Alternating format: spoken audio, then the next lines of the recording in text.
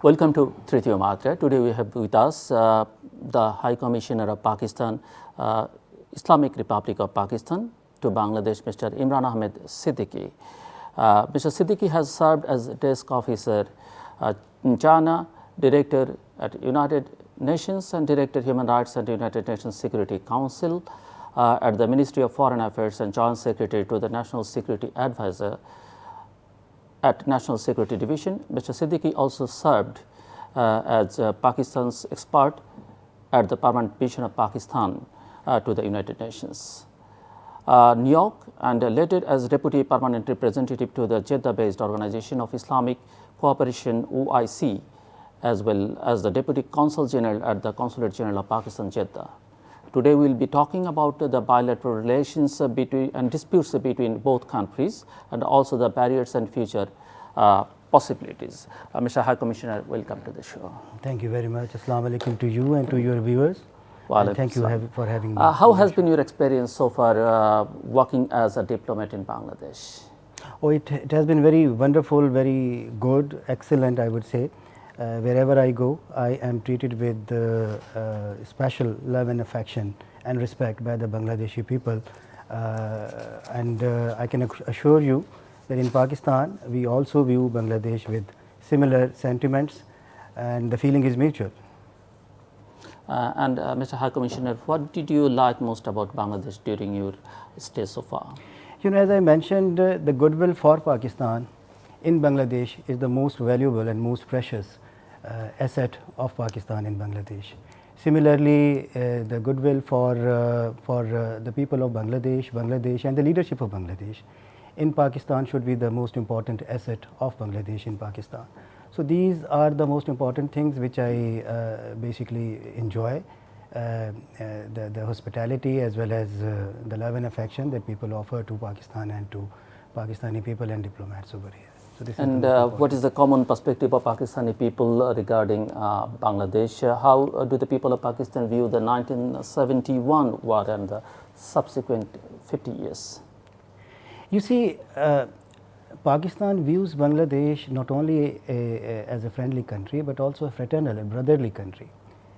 We think that Bangladesh is a partner in our common efforts to strengthen the voice of the Islamic world in international affairs. We share history, faith and culture. Basically, this relationship is etched very deep in our hearts. The people of Bangladesh are very close to our hearts.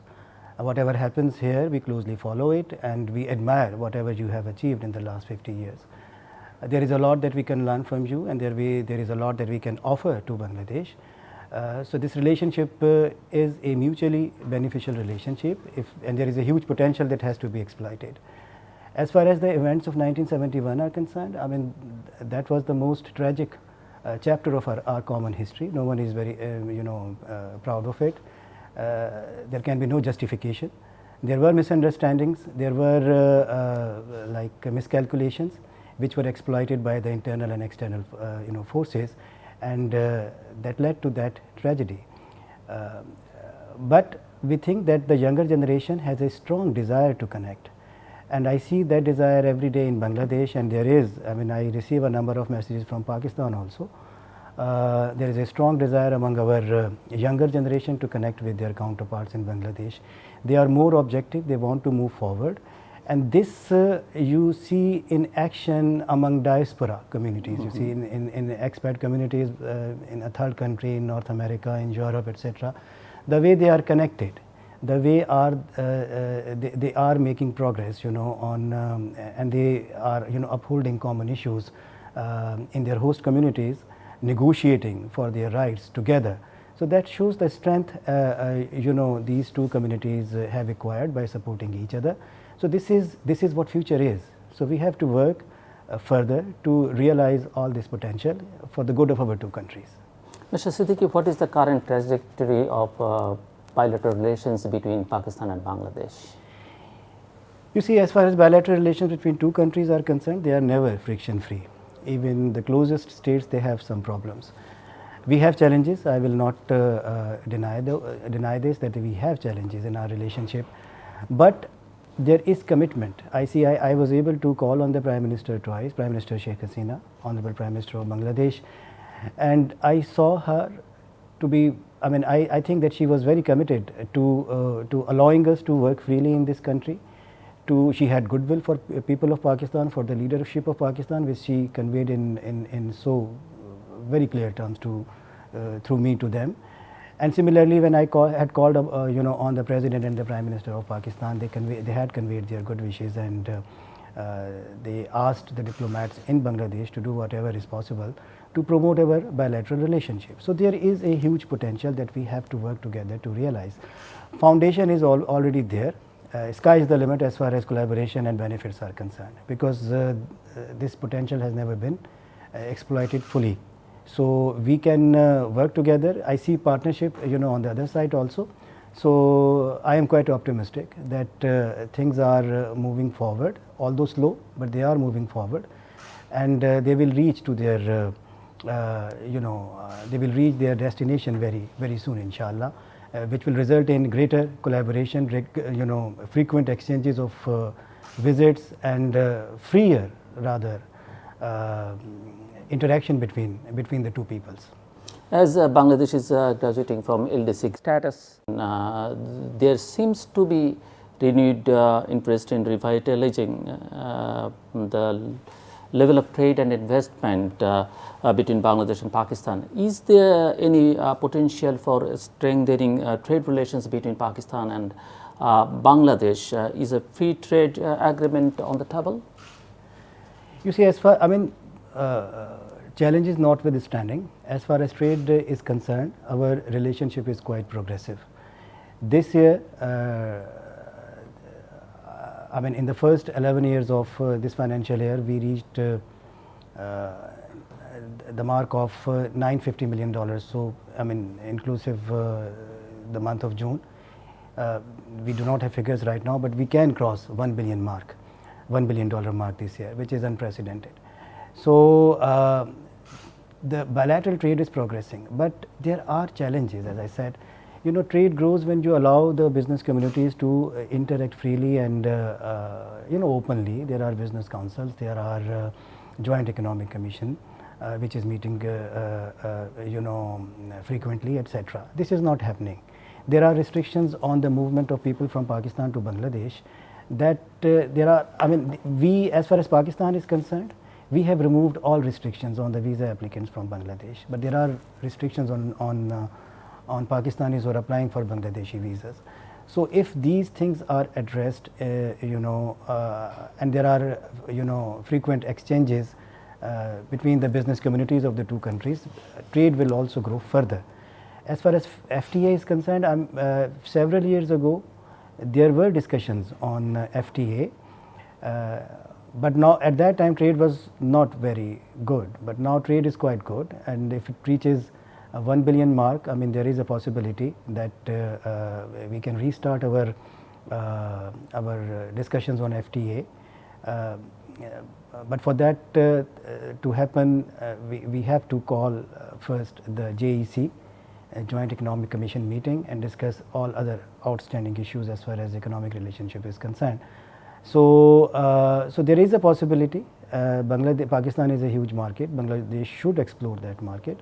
Some Bangladeshi companies are going out and investing in other countries. Pakistan offers a good situation for that also, with CPEC and other things, which we can discuss later on if you have any specific question about it. The opportunities that China-Pakistan Economic Corridor is offering, some pharmaceuticals can go and invest in Pakistan. Pakistani companies have invested in Bangladesh. At one time, Pakistan was number 3 among foreign investors in Bangladesh. And if there are freer, no restrictions on the movement and interaction between the business communities, there will be more investors who can come from Pakistan to invest in Bangladesh. So their opportunity is huge. We have to just do away with certain artificial barriers in order to fully exploit it. Last year, Mr. High Commissioner, in a meeting with you, Pakistan President Dr. Arif Alvi said that the country wanted to improve commercial and cultural relations with Bangladesh. He also said, I quote, Pakistan highly values its ties with Bangladesh and wants to further expand cooperation by using the existing bilateral mechanisms, including political consultations at Foreign Secretary level and Joint Economic Commission, unquote. What is the progress on that after you met with Mr. President? The President, the Prime Minister, the current leadership of Pakistan, they all are very committed to expanding and promoting relations with Bangladesh, first of all. There are certain dormant consultative mechanisms such as JEC, Joint Economic Commission, and bilateral political consultations mechanism, which is Foreign Secretary level consultations, which there is a need to revive those mechanisms in order to discuss the impediments to a deeper relation between our two countries. We have exchanged dates for holding JEC, and we are hoping that Bangladesh side will. We are waiting for the reaction from Bangladesh side. It has to be hosted by Pakistan in Islamabad, and bilateral political consultations are to be hosted by Bangladesh in Dhaka. So we are waiting for the dates. There is in principle agreement also between the two countries that to hold, you see, bilateral political consultations, but we have to decide about the dates, the time, and you know, the agenda, etc. So we are working on that. The progress, as I said, is slow. We should not expect exponential movement, you know, on this trajectory, but there is some movement, and positive movement, constructive movement. So I am quite hopeful that things will go further. And what are the biggest obstacles to bilateral relations according to your experience? As I mentioned, I will go back to your first question and my reply to it, that the most valuable and the most precious asset for Pakistan in Bangladesh is the goodwill of people of Bangladesh, and similarly the goodwill of people of and the government of Pakistan for Bangladesh.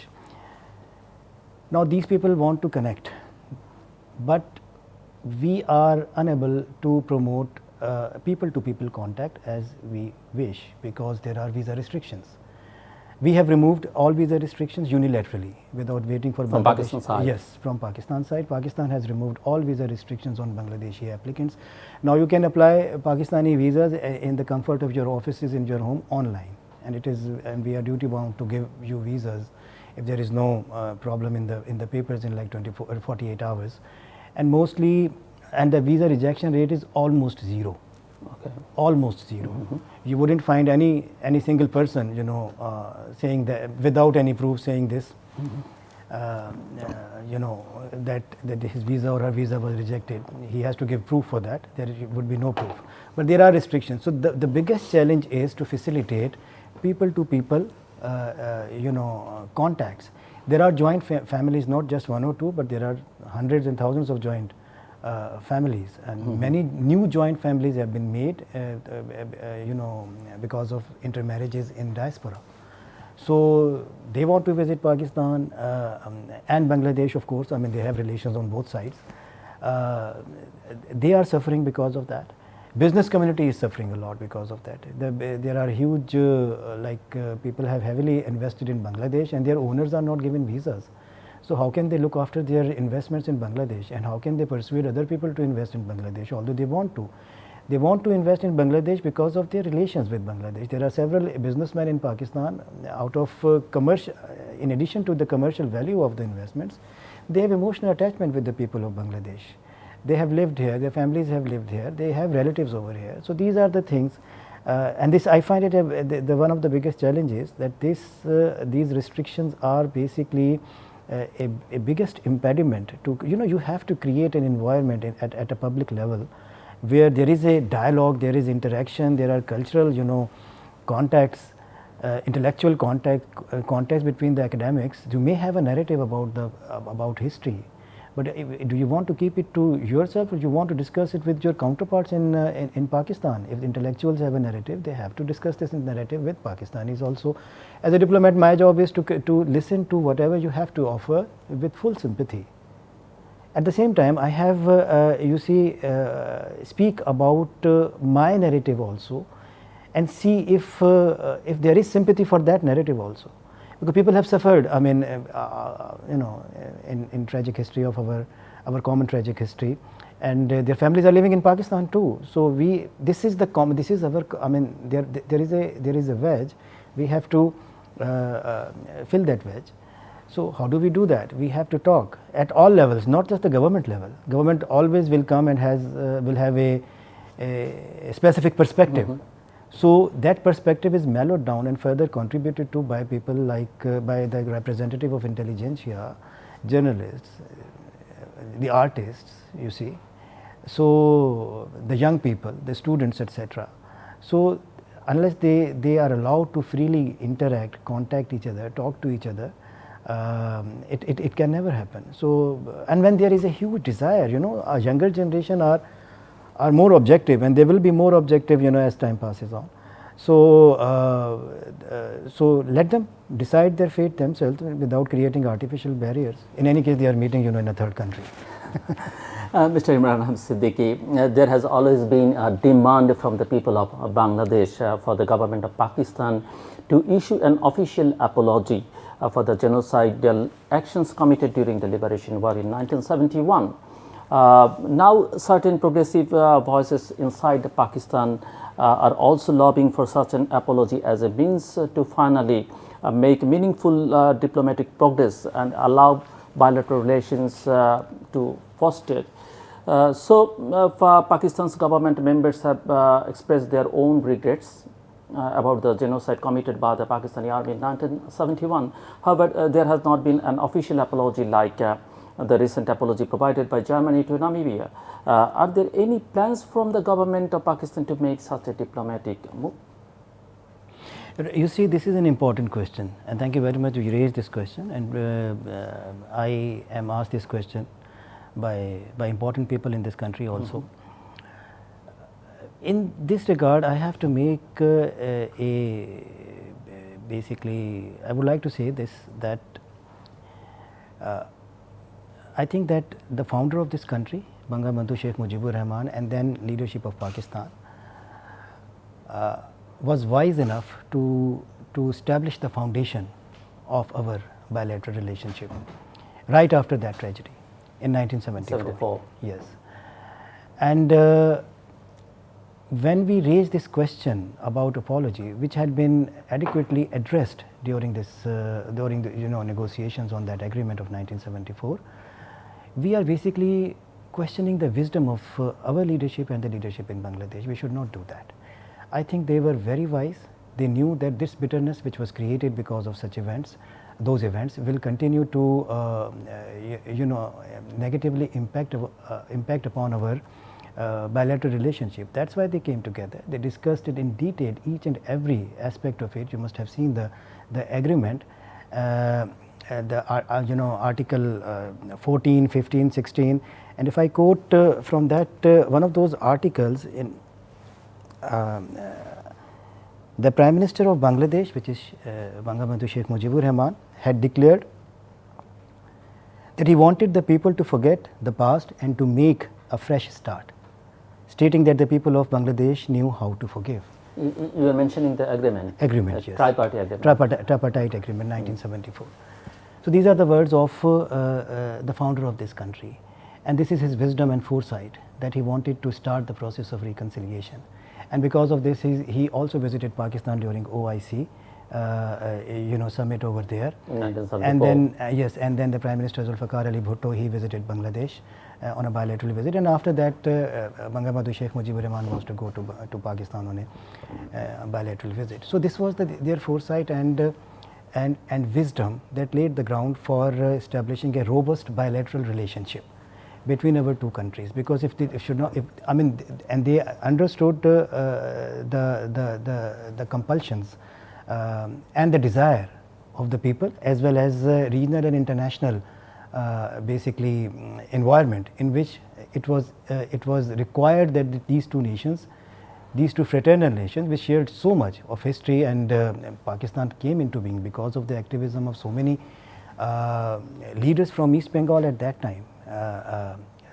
And we duly recognize their contribution to the making of Pakistan. In Pakistan, we teach our younger generation about their contribution.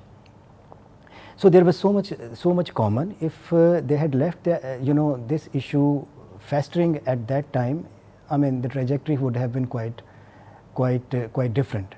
But because of that agreement and their expressed approval of getting us together, the two nations together, led to many good things in the last 50 years between our two nations. And we want to go back on the track. That relationship got derailed in the last few years, so we have to bring it back on the track. The issue was adequately addressed by them. No one is saying that we completely forget about it. That will give us insight into our future affairs also. But at the same time, we have to move forward. This is the but this kind of things happen in many countries. As I mentioned, that Germany did these things to Namibia. Yes, but we have done this in 1974, and after that, the other leaders who have visited, Pakistan's leader who have visited Bangladesh, they have done this too. So it had happened in 1974. Reviving that issue, no one is asking you, because when people of note in this country discuss it with me, they said that we cannot forget it. No one is asking to forget it. Pakistan also should not forget it. They keep in mind that whatever had happened and should not happen again anywhere in the world, and we should, as we were discussing before this program, we have to stand by with certain principles, and we have to follow through those principles. So no one is doing anything that is going against the spirit of the wisdom of our leaders. This is very important for the younger generation to understand the wisdom of our leadership at that time. We should not question their wisdom. We can discuss things, but within the bounds, and then we have to move forward. This was their vision given to our respective nations. So we have to follow through their implement that vision and come together, discuss things, whatever, I mean, upfront. As I said, I have full sympathy with the narrative of Bangladesh on many issues. I have my own narrative on certain and viewpoint on certain areas where we differ. And I will seek, with that sympathy, I will seek your sympathy also for my positions. If we discuss across the table, and if we sit across the table and discuss it in detail. So the thing is this issue has been addressed, and no one is asking to forget. I mean, the other day I was talking to a professor, and he said, you want us to forget? And no, I'm not asking you to forget. This is there to tell us what should the passage that we have to take for our future trajectory, as you mentioned. But at the same time, we have to make progress. It should not work. It should not be used as an artificial barrier to keep us apart. This is my submission to the people. Mr. High Commissioner, Bangladesh has been caught in the geopolitical rivalry between Pakistan and India from the very beginning. There is a general consensus among the intelligentsia of Bangladesh that Pakistan's agenda for Bangladesh is only limited to fueling its rivalry with India. Do you believe that increasing bilateral ties and fostering people-to-people relations can be possible if Pakistan continues to only look at Bangladesh from the lens of India? Well, I don't think that's a fair that it's a fair assessment. It is not a fair assessment. We do not view our bilateral relations with any country from in relation to our relation with any third country, particularly with Bangladesh. It's an open secret in this country that this is the other way around. It is not Pakistan that is imposing visa embargoes on Bangladeshis if they interact with any third country. Everyone knows about it. Who is doing that? We do not stop the visa applicants and ask them that, do you interact with any third country before we give them visas? We don't do that. This is happening with so many Bangladeshis over here. They keep telling me all the things about the way they are treated. So we do not view anyone, our bilateral relations, particularly with Bangladesh, with the lens of, with the prism of any third country.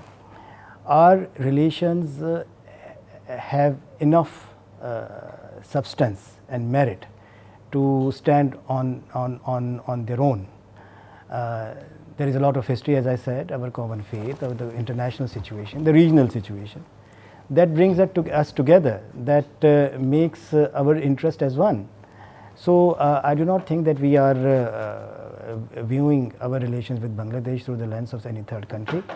We are not obsessed by any third country. If you go through the discussions, internal political debates in Pakistan and otherwise, on politics, society and economics, I mean, the third country is never mentioned in our political debate, except in the context of foreign occupation of territories and people.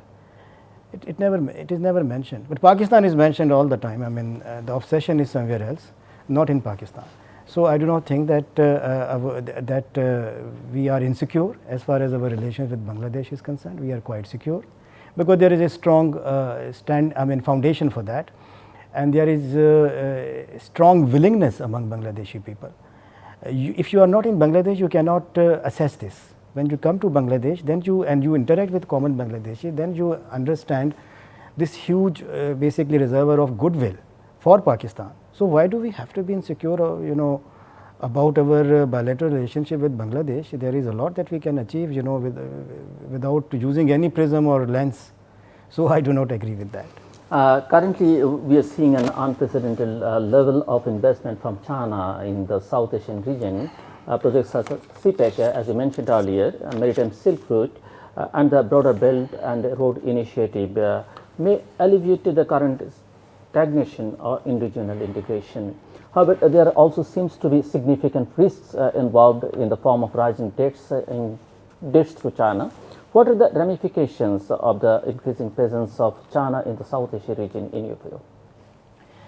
Pakistan has had a very strong relationship with China since our inception.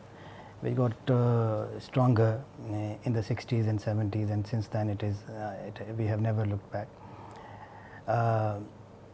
I was going through the book, the memoirs, Amar Dekha Naya Cheen, by Bangabandhu Sheikh Mujibur. He has mentioned his visit to China as a minister in the East Pakistan, and the way they collaborated, particularly on the issue of Jammu and Kashmir, and they got a very good resolution on that. So this relationship has been there since the beginning of our country, and since independence. And you see, this is stronger than ever. We consider China as a factor of stability in South Asia. We think that China is a reliable friend of the developing world.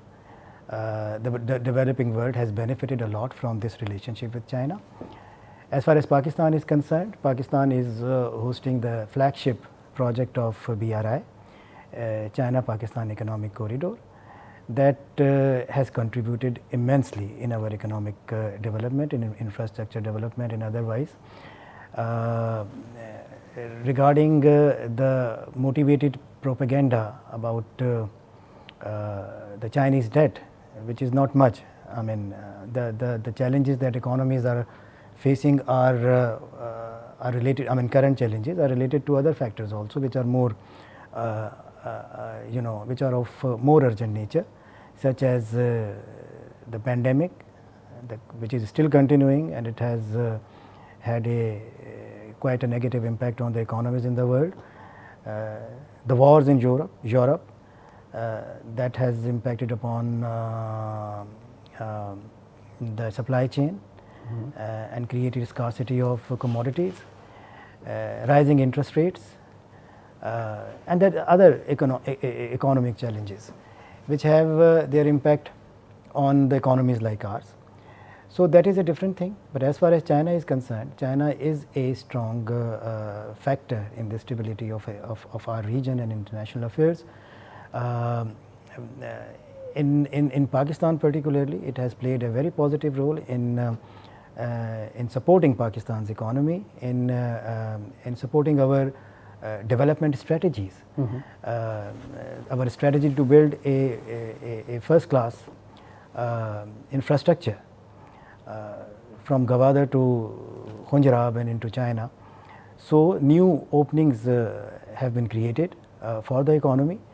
And we are fully benefiting from that, and there are so many projects for future also, which will be implemented along CPEC. So I do not agree with this thing that these theories of debt trap and blaming China for that.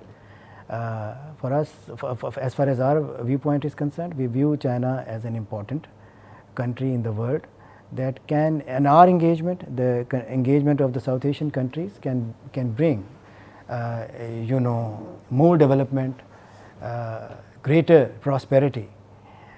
So instead of creating bogies, we need to engage China more in political affairs as well as in economic affairs. Okay. High Commissioner Mr. Imran Ahmad Siddiqui, the ongoing war between Russia and Ukraine has divided the world, as we know, and the potential for a decoupling between China and USA seems to be high. There also appears to be an increase in militarization in the region, as we see military pacts such as Quad and AUKUS being formed, and the USA and its allies stating their interest in increasing their presence in the geopolitics of the South Asia region. Do you see the region being thrust into conflict in the near future? What effects will the region face if such a conflict were to occur? You see, as far as bloc politics is concerned, history bears witness that it always creates tensions. It sucks into the the countries which are not even involved in the conflicts into a broader confrontation.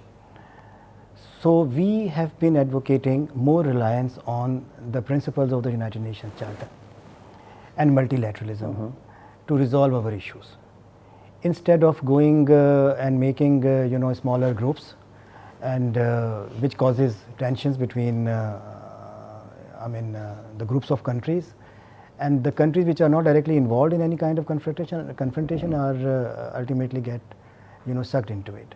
So we have to avoid that. We have been asking for, as far as Ukraine crisis is concerned, we have been asking for diplomacy and dialogue, protection of the humanitarian, protection of the civilians, and addressing the humanitarian issues adequately. At the same time, understanding and respecting each other's strategic limitations. Only then we can resolve this issue permanently. Otherwise, going into the mode of bloc politics, we will increase tensions at a time when we need more cooperation. Because of this pandemic, the economic crisis it has generated, the world has not yet fully recovered. The pandemic has not yet gone. It is rising, it's raising its ugly heads again. So we don't know what will happen in future. Thus far it does not look very promising. So we have to come forward, come together, and find and make strategies which can comprehensively address these issues, instead of going our own way, talking in terms of isolating a single country or a group of country. That might not be helpful. So this has been our consistent position as a country which is in South Asia, which does not want any conflict, which wants to resolve its disputes with other countries in the region through dialogue and peaceful means. We cannot support any such approach. So this has been the position, and we advocate it very fully. And what's your opinion on the current lack of a regional integration in the South Asia region? Do you agree with the general consensus that a substantial obstacle to regional integration is the ongoing rivalry between Pakistan and India?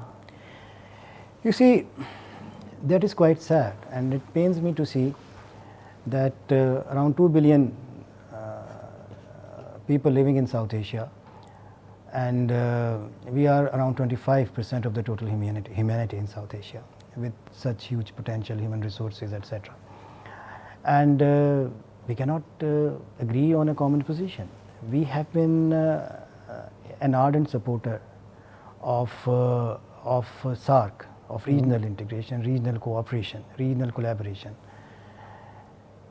As I said, these organizations do not progress if the largest country in any regional grouping is not showing large-heartedness according to the weight and size.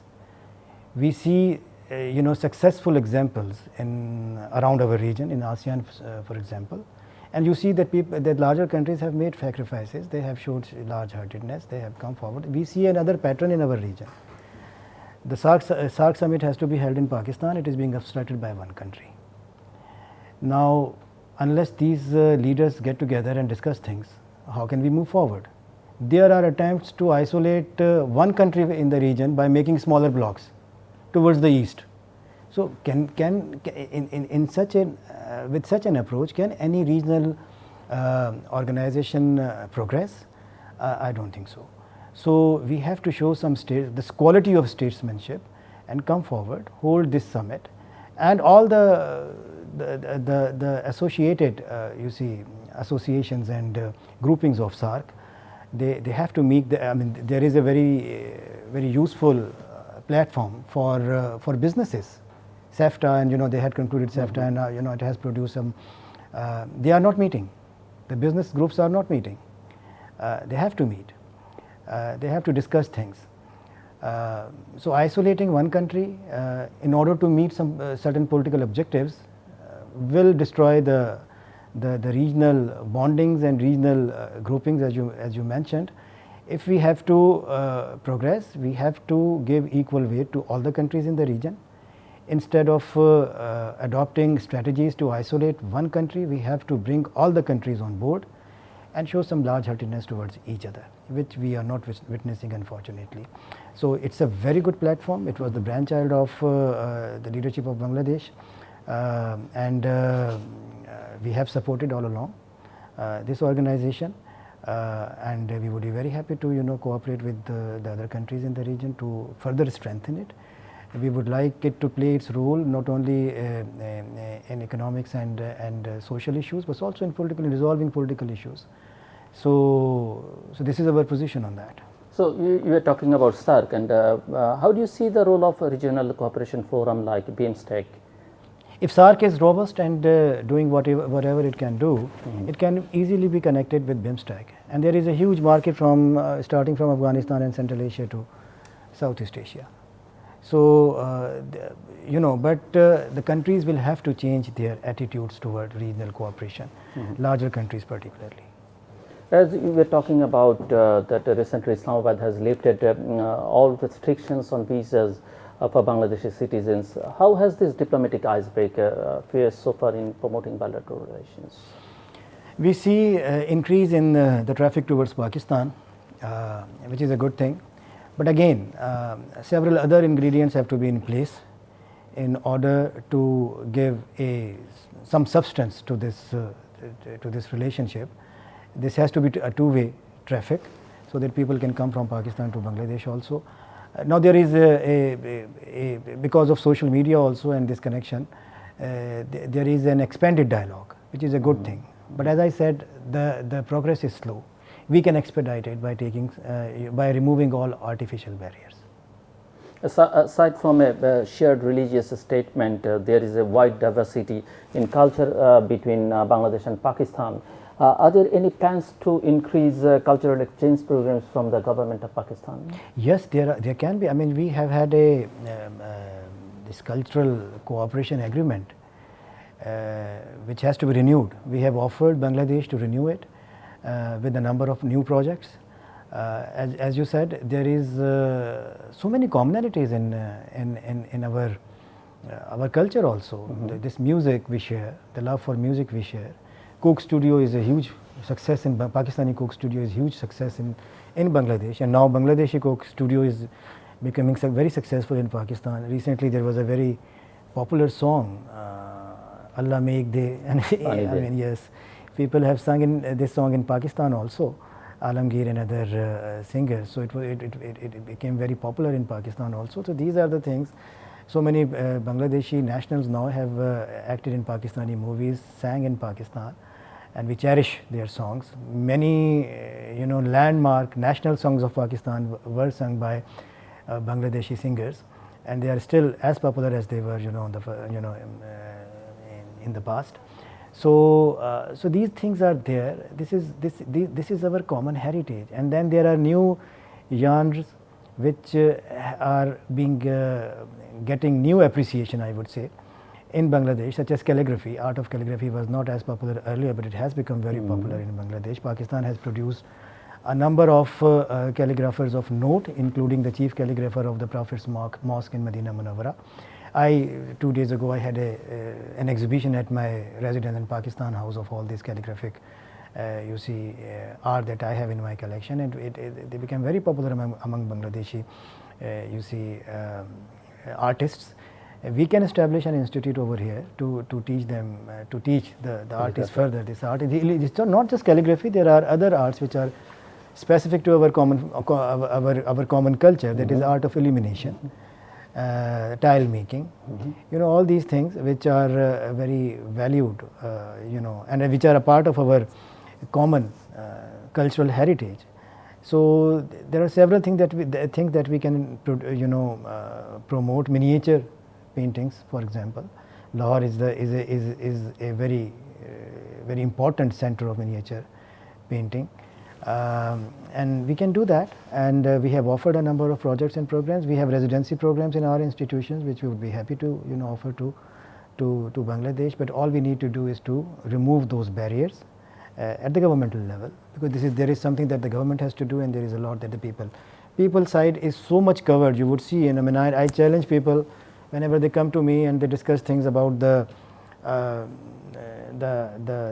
impression of Pakistan among the people in Bangladesh, and I tell them to go out, ask anyone about on the street, and ask anyone about Pakistan, and you would see the reaction. It is full of goodwill for Pakistan. There may be some grievances also. I mean, this is because we are not interacting. If we interact more freely and frequently, those grievances will be gone. So, but generally, I mean, wherever I have gone, I have visited Chittagong and Sylhet and other areas also, I was treated with respect, and there is curiosity, of course, about Pakistan, because there is no interaction, as particularly the younger generations are concerned. They are interacting, you know, directly with the people, with their counterparts in Pakistan. In Karachi University, we have a Bengali department also, Bengali language department also. So it has to be strengthened with the new blood, because the language survive and the new blood is coming. So all these areas are there. So we have to, we don't even have to explore, because they are there, everyone knows about them. So these things can be promoted if all these artificial barriers are gone. Something, I mean, I am fully covered as far as the people side is concerned, but there is something that the governments have to do. So we are a willing partner in all these efforts. So, Mr. High Commissioner, do you have any plan to launch a bilateral educational initiative similar to the Canada-Pakistan Research and Development Council, CPRDC, in Bangladesh? Right. I mean, you see, again, I mean, the things come back to the issue that there are artificial barriers. A number of students come to Bangladesh to under SARC program to your medical institution and engineering, medical mostly. So we offer similar programs, and I will continue, you know, exploring opportunities for greater collaboration between education institutions, between the Dhaka University and other university and universities in Karachi, University of Karachi and Punjab University and Quaid-e-Azam University, as well as Chittagong. I visited Chittagong University. I had a very good interaction with the faculty over there, and they all wanted to connect with their counterparts in Pakistan.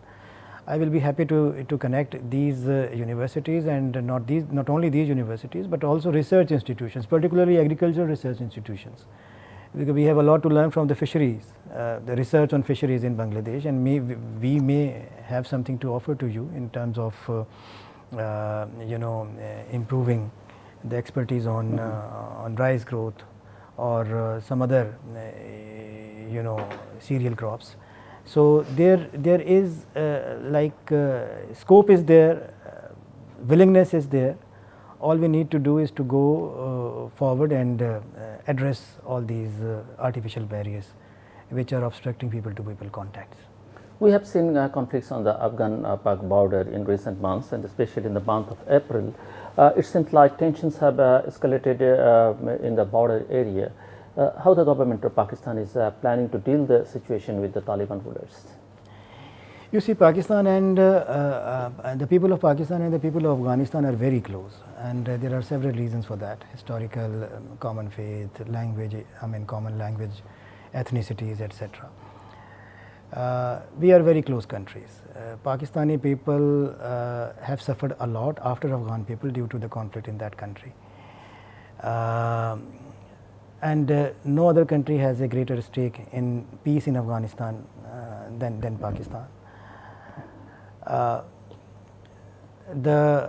Since October, we have been trying to remain engaged with the current dispensation in Afghanistan. They have given their commitment that their territory would not be used against any other country, and no terrorism would be promoted against any other country from their territory. And we believe them that they would do that.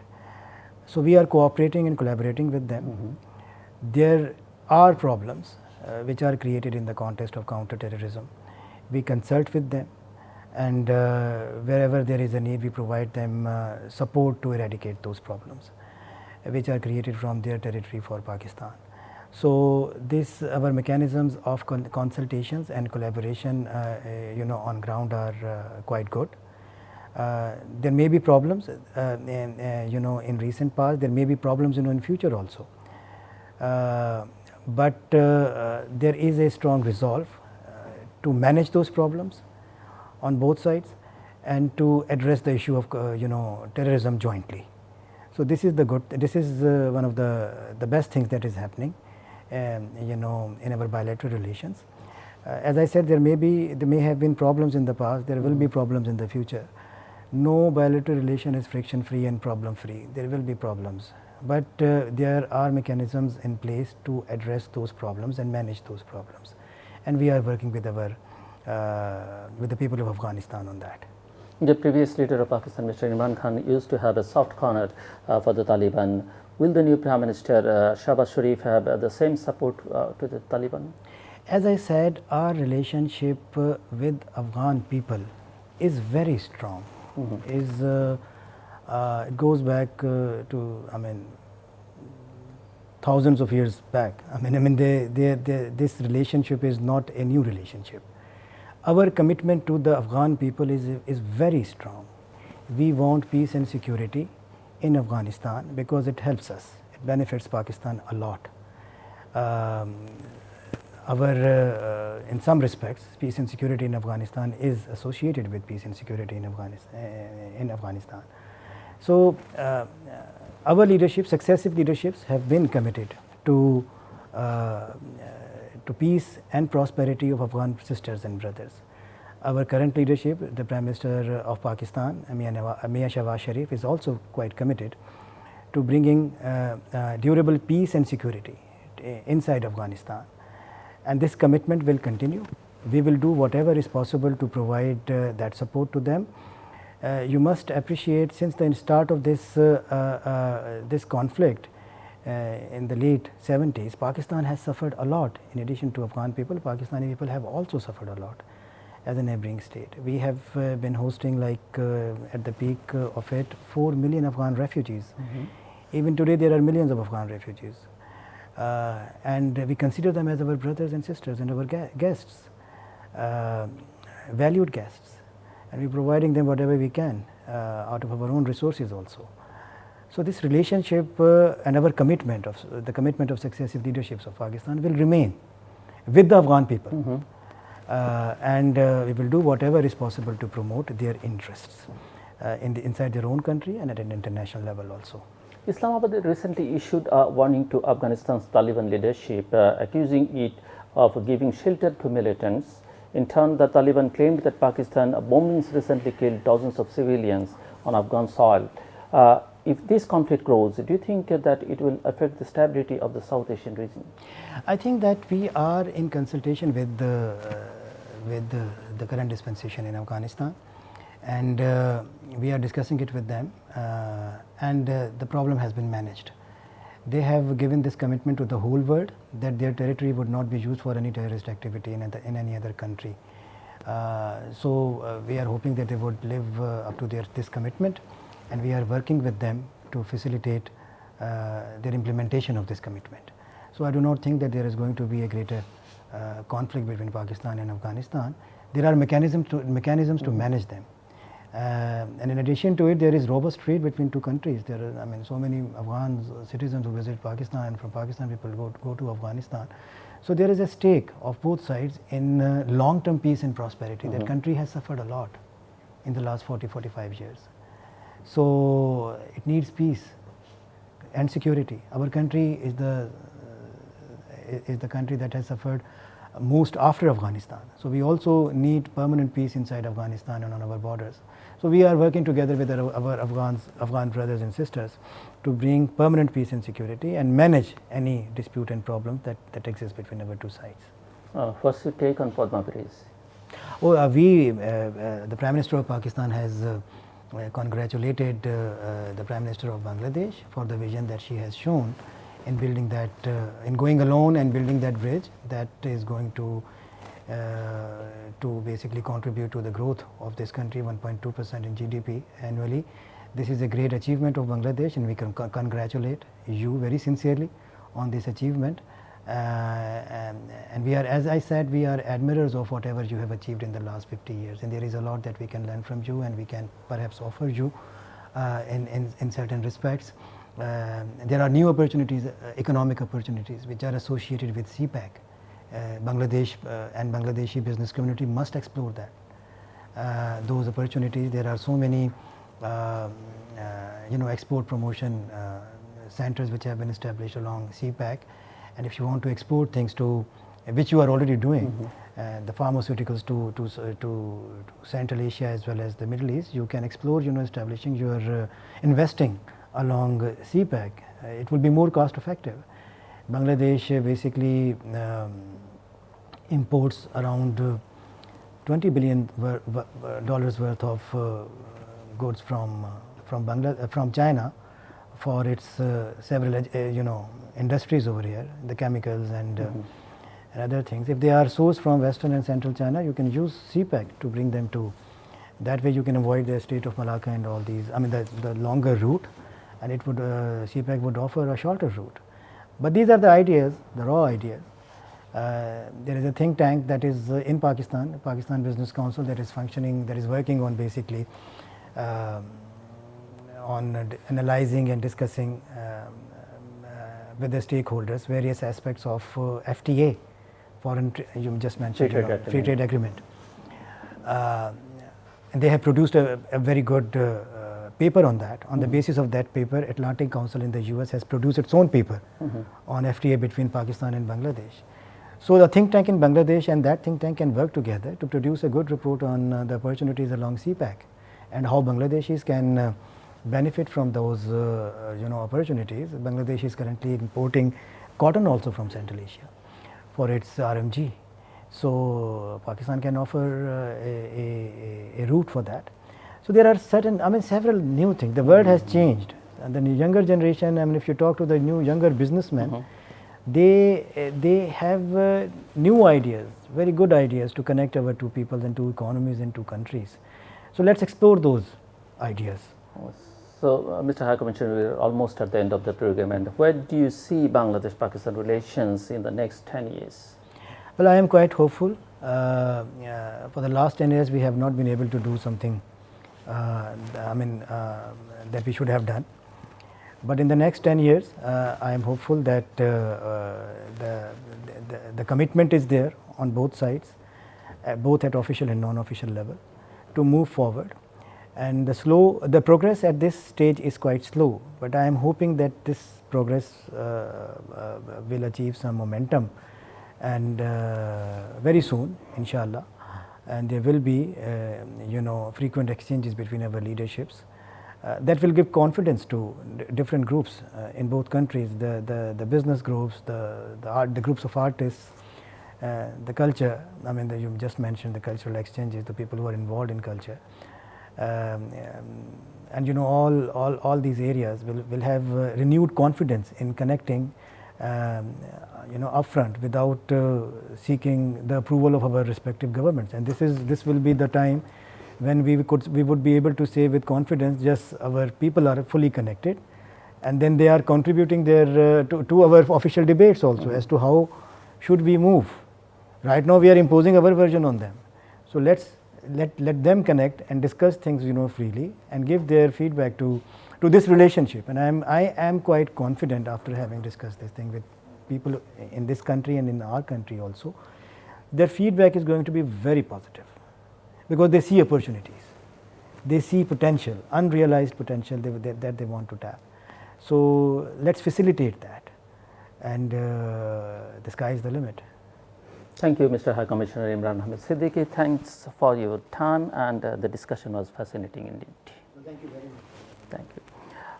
Dear viewers, due to time constraint, there are a few issues we didn't discuss today, like Bangladesh claims that Pakistan owes Bangladesh 4.32 billion US dollar as its legitimate share in the assets of United Pakistan.